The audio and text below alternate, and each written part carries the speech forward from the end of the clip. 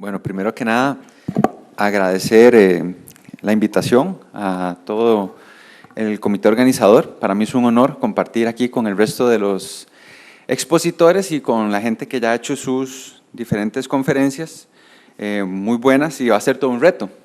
Vamos a cambiar un poco el esquema. Yo sé que allá al final de la tarde ya hay cansancio, entonces voy a pedir a todos que tomen unos segundos, se levanten de su asiento, se muévanse un poquito. Eso de por sí nos quita el sedentarismo, que es algo que en Costa Rica últimamente ha sido un gran problema de salud. Así que muévanse, siéntanse, hablen con el otro, estiren, respiren profundamente. Quitar un poco el protocolo que normalmente tenemos de seriedad. Ahora sí, si quieren van tomando asiento.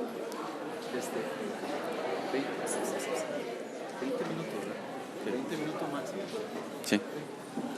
Ahora sí, vamos sentándonos y para este momento yo voy a tener 20 minutos y les voy a conversar sobre lo que es el protocolo de investigación y el manual del investigador. ¿De acuerdo? Primero que nada, comentarles que este es uno de los puntos pivotes de cualquier investigación y sería injusto con este aspecto dentro de la investigación querer resumirlo en 20 minutos, porque realmente es lo que le da solidez científica a un estudio. Y de hecho, cuando nosotros hacemos evaluaciones en el Comité Ético Científico, o bien cuando me ha tocado del otro lado como investigador revisar una propuesta, o como tutor de una tesis, una propuesta de investigación, esto es lo que nos consume más tiempo. Nos consume más tiempo antes de la ejecución del estudio y nos consume muchísimo tiempo en la revisión cuando estamos trabajando como miembros de un comité de ética y que tiene que velar por todos los aspectos, no solo éticos, sino que científicos. Entonces, vamos a ir iniciando con definiciones. El manual del investigador, el brochure del investigador, como algunos de ustedes tal vez lo han oído, realmente es algo que nosotros tenemos que definir como la compilación de datos clínicos y no clínicos sobre él o los productos que son relevantes para el estudio. Muchas veces este manual del investigador, este brochure, va cambiando a través del tiempo y no es estático. Esto es algo importante de entender porque cuando se hace un sometimiento o se está haciendo una aplicación de un estudio con una droga específica, se tiene ciertos datos y sobre esos ciertos datos es que se evalúa el riesgo-beneficio de ese producto o de ese dispositivo, o inclusive podríamos ir un poco más allá realmente, también hasta algunos procedimientos quirúrgicos específicos, pero realmente sobre todo hace alusión a productos farmacológicos, a drogas y algunos dispositivos, y esto puede cambiar a través del tiempo, por lo tanto puede llevar a un cambio en la relación de riesgo-beneficios y otros aspectos éticos que en el futuro vamos a ver. Esto cualquier investigador y cualquiera de ustedes que quiera llevar investigación tiene que saberlo al dedillo y es muy tedioso, porque vamos desde los estudios, que ahora bien nos comentó el doctor Rodríguez, preclínicos de animales, que si el cobayo, que si el ratón, que si la rata blanca, que la que tiene la elección genética, y se hace agotador realmente leerlo, pero a la vez muy informativo, y cuando uno está, digamos, en el puesto de investigador, poder entender a fondo la droga o lo que estamos investigando o vamos a querer investigar en sujetos ya con una patología, realmente es relevante, importantísimo para poder nosotros como investigadores o bien también desde el punto de vista de un comité poder cerciorar que esa investigación va a ser lo más segura posible y que le podría dar un beneficio. Entonces ahí vamos a ver también qué datos hay de estudios de fase 1, qué datos hay de estudios de fase 2, en el caso que estemos hablando de fase 3, si no, usualmente nos vamos a quedar, dependiendo de las fases, con la fase anterior a la que precede la investigación que se está aplicando en ese momento.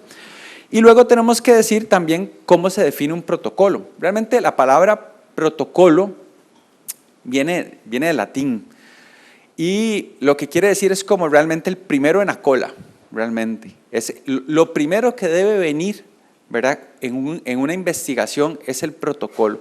La ideación del protocolo es lo que va a generar realmente el estudio en sí, la fase ejecutiva del estudio, pero es donde más tiempo debe consumirse, de tal manera que cuando ya se llega a un protocolo definitivo, debió haber habido un proceso largo y concienzudo de análisis de la población, de nuestros objetivos y diferentes aspectos que ahora vamos a mencionar.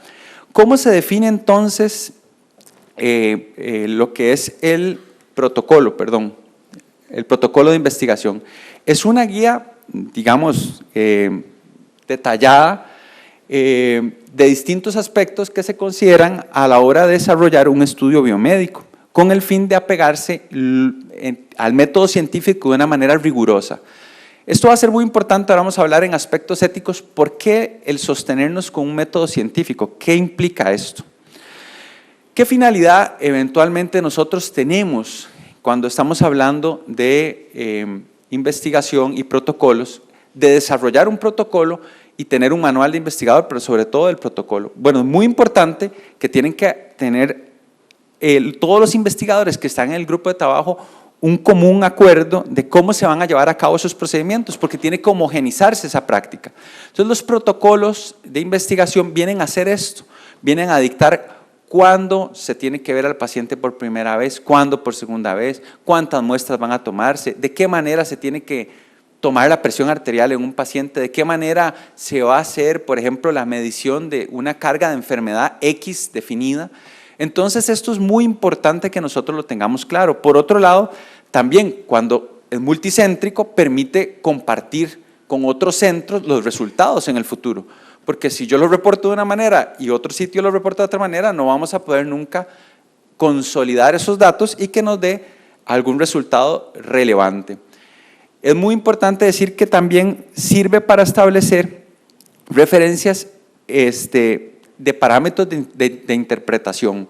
Y lo más importante aquí es que se debe considerar o sirve para considerar que haya validez científica y que haya calidad en la investigación. O sea, el protocolo es la herramienta que realmente le permite al científico decir, yo estoy apegándome al método científico. ¿Y qué implica apegarme al método científico? Bueno, implica que mis datos van a poder ser replicados, que si alguien quiere investigar y quiere hacer una y otra vez el estudio en diferentes lugares, lo va a poder hacer y va a tener resultados similares, o esperaríamos estadísticamente que tenga resultados similares en la mayoría de las ocasiones, como es el método científico. Esa reproducibilidad es lo que nos permite a nosotros asegurarle al paciente que puede haber un beneficio desde el punto de vista de validez científica, o sea que es algo seguro desde el punto de vista de validez científica.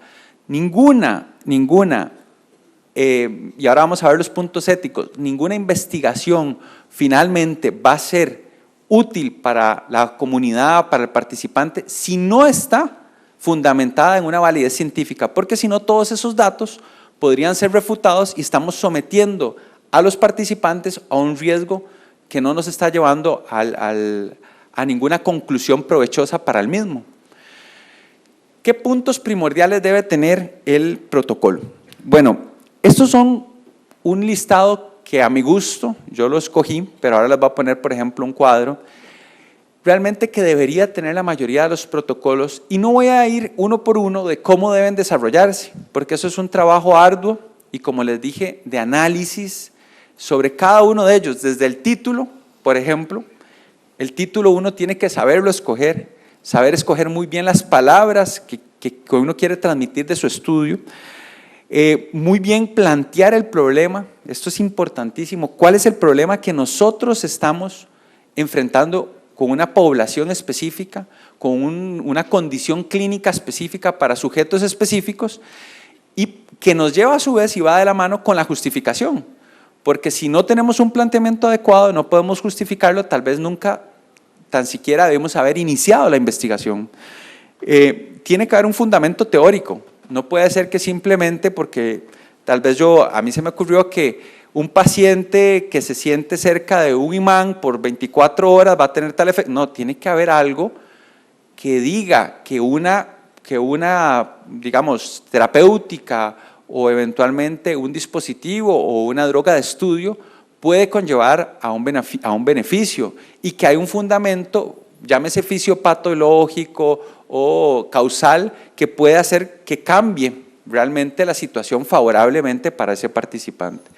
Los objetivos de la investigación tienen que ser muy claros, ¿verdad? Esto, al final nosotros, los objetivos principales, el general y los específicos, tienen que venir delimitados porque esos responden a nuestras preguntas, a las preguntas que nosotros planteamos, que al final son hipótesis y son los que nos permiten también plantear objetivos de la investigación. La aplicabilidad de los resultados, esto es muy importante. Como ya algo se mencionó y lo decía muy bien el doctor Rodríguez, nosotros también tenemos que tener claro que nuestra investigación hasta qué punto va a tener una validez externa en detrimento de una validez interna. Y al revés, ¿verdad? Si nosotros queremos una muy buena validez interna, podemos sacrificar el que no sea aplicable hacia afuera, que no tenga validez externa.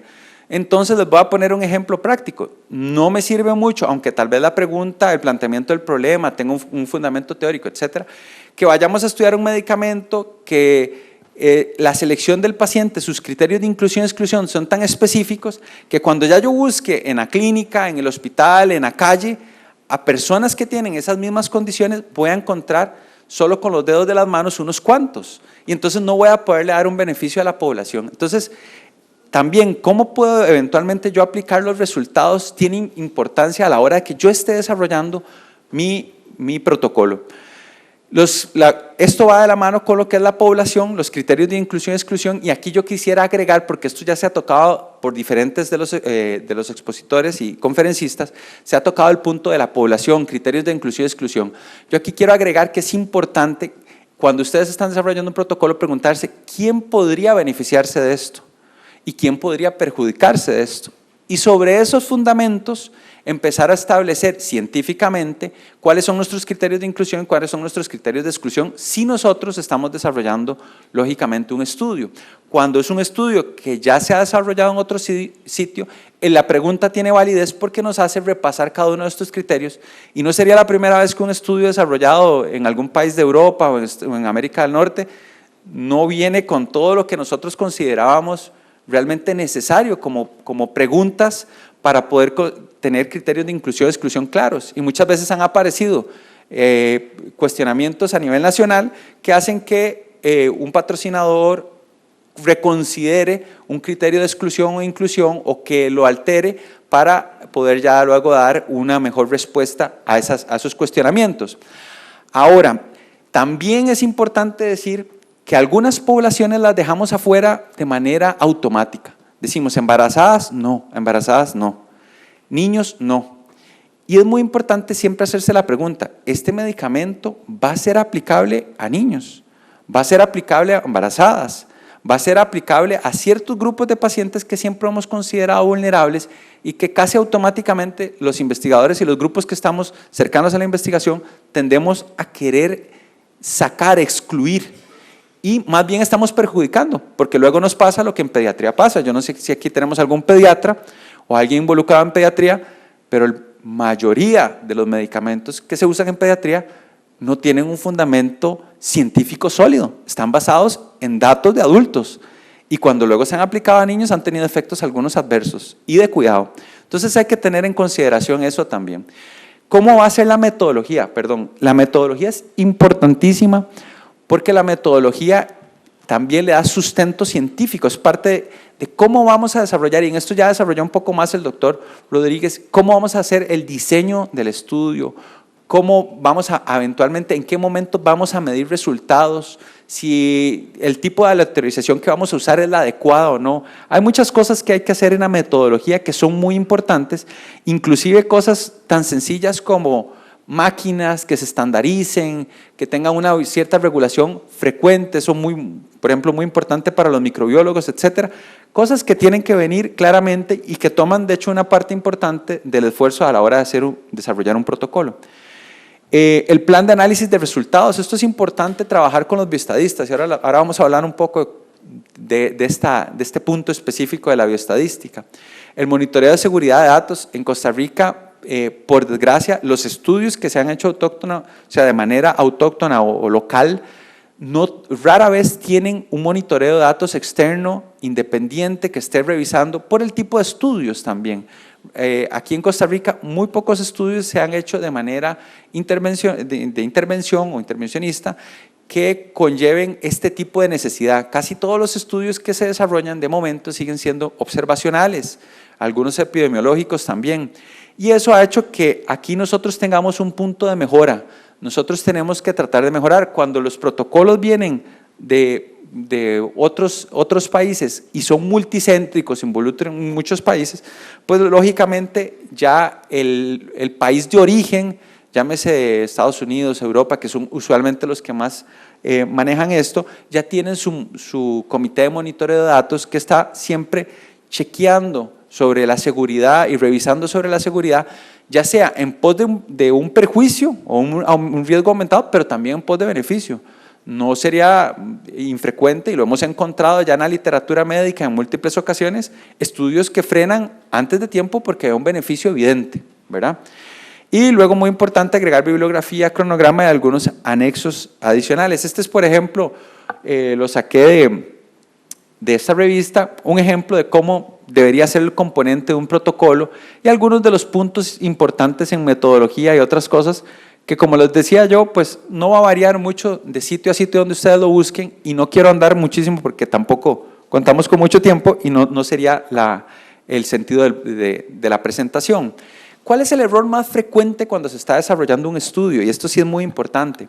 En Costa Rica esto no lo tenemos en el chip, ni los médicos, ni la gente que esté desarrollando epidemiología, etcétera, o por lo menos no siempre lo incluimos de primero al bioestadista dentro de nuestra investigación. Esto lo dijo nada más y nada menos que Ronald Fisher, un biólogo que desarrolló en gran medida lo que es la genética, vino a aportar cosas importantísimas en genética, y por su deseo de desarrollo en el área de investigación en genética es que también se termina convirtiendo en uno de los padres de la estadística aplicada moderna. Y realmente él dice, ¿verdad?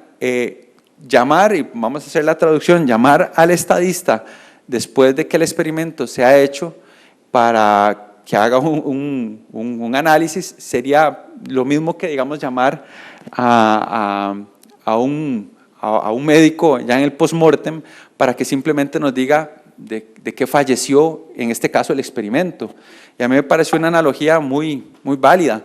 Realmente, a veces llamamos al estadista cuando ya recogimos o estamos desarrollando el protocolo y ya estamos recogiendo datos y el estadista no participó en ningún momento de previo.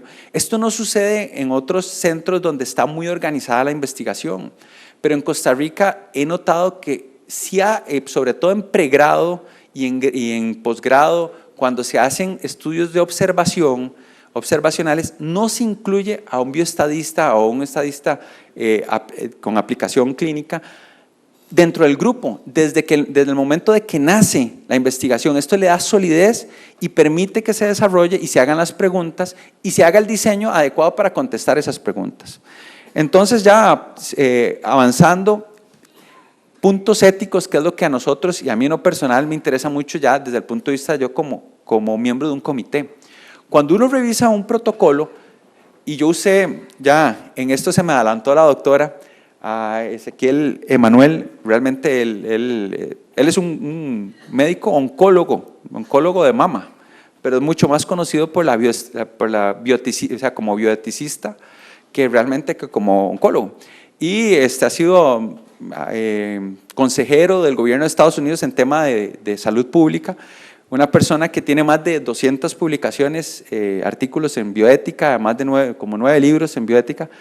Propuso estos 7, yo aquí los fusioné por aquello de que había la pregunta de que si eran 8 o eran 7, yo fusioné el octavo como séptimo, porque realmente es muy similar el valor social o científico, pero lo que él trata de establecer es un orden lógico que nos lleve a decir si un protocolo está bien planteado desde el punto de vista ético o no, si podemos darle un visto bueno y podemos continuar. Y lo primero que él plantea y dice, lo primero que tiene que existir es un valor social o científico. O sea, si no hay un valor para la comunidad donde está esa persona o para el individuo también por sí solo, Para el ámbito científico que responde a una pregunta, simplemente no tiene cabida. Entonces, esta primera pregunta es ineludible, tiene que contestarse positivamente. Si simplemente nos dicen, no tiene ninguna validez ni para la población, ni científica, ni para el individuo, no tiene sentido probablemente esa investigación. Y luego viene lo que es la validez científica. Esto estamos haciendo énfasis. En validez científica nos referimos específicamente a la calidad de los datos. O sea, la calidad de los datos es aceptable, es excelente. Porque si no hay una validez científica, si esa calidad de datos desde el punto de vista científico es dudosa, nosotros nos traemos abajo el poner a un paciente, someterlo, porque todas las investigaciones, aunque no lo queramos, tienen un riesgo inherente. Eso es algo que no vamos a poder obviar. La investigación siempre va a tener un riesgo inherente y si vamos a poner a ese sujeto, aunque sea un riesgo menor, a un riesgo mínimo, lo vamos a exponer a ese riesgo sin un protocolo que sustente científicamente el continuar la investigación, pues entonces habría que frenarla. La tercera pregunta es, ¿hay una selección equitativa de todos los sujetos? Y eso es un poco lo que hablábamos, por ejemplo, de embarazadas, de niños, etcétera, pero también de grupos vulnerables, ¿verdad? ¿Y cómo se están escogiendo esos sujetos? O sea, ¿bajo qué criterios se están escogiendo? Cuando estamos hablando de equitativa es que simplemente no se le cercene a uno de los participantes su derecho a la investigación o a participar por una condición propia del participante, pero de manera también, digamos, en protección, en pos del participante, tenemos que asegurarnos de que el sitio o el protocolo no explota ese tipo de, digamos, carencias o condiciones que hacen más propenso a un participante. Entonces hay que tener cuidado en eso y de hecho ahora comentando un poco en el almuerzo hablábamos un poco de las carencias que habían en la regulación actual un poco de esta área. Luego vemos lo que es la relación riesgo-beneficio, ya me sacaron ahí la tarjeta roja, ya varios me hacen señas con el reloj, entonces vamos a apurar un poco y vamos a ver lo que es tiene que haber una evaluación independiente, alguien externo al sitio de estudio tiene que estar encima de la evaluación, que el consentimiento informado, que ustedes ya luego van a hablar bastante de consentimiento, cumpla todas las características y que se mantenga a través del estudio siempre el respeto. Aquí los diferencia él y él siempre, el doctor Emanuel los ha diferenciado porque el consentimiento a veces se interpreta como por el grupo de investigación como el acto de hacer el consentimiento y el documento y luego se pierde. El respeto al participante debe ser algo continuo, aún inclusive ya después de haber conseguido un consentimiento y haber terminado su investigación. Cómo procesamos los datos es parte del respeto al participante. Muy importante decir que cuando hay cambios en el manual del investigador tenemos que hacernos estas preguntas. Hay nueva información que incide en los cambios del consentimiento, la relación de riesgo-beneficio puede haber cambiado. Si son cambios menores, ¿qué optamos? Si son cambios mayores, ¿se podría frenar la investigación, sí o no? Y si hay estudios concomitantes en diferentes situaciones clínicas que nos vayan dando la luz sobre lo que puede pasar. Y ya finalmente los dejo con 1 minuto y medio de más. Con este pensamiento, en principio la investigación necesita más cabezas que medios. A veces creemos, porque es un comentario que yo digo en pasillo, es que no hay presupuesto, es que no tenemos dinero. Muchas veces lo que se ocupa para hacer una buena investigación es sentarse con tiempo, hacer un buen protocolo y nos daremos cuenta que muchos de los protocolos que uno planee y muchas de las ideas que uno tenga realmente no ocupan tantos medios. Esto lo dijo Severo Ochoa, que es un médico español. Y los dejo con ese pensamiento para impulsarlos a que realmente hagamos investigación autóctona. Yo creo que es algo que está haciendo falta en el país y debemos empujar. Muchas gracias.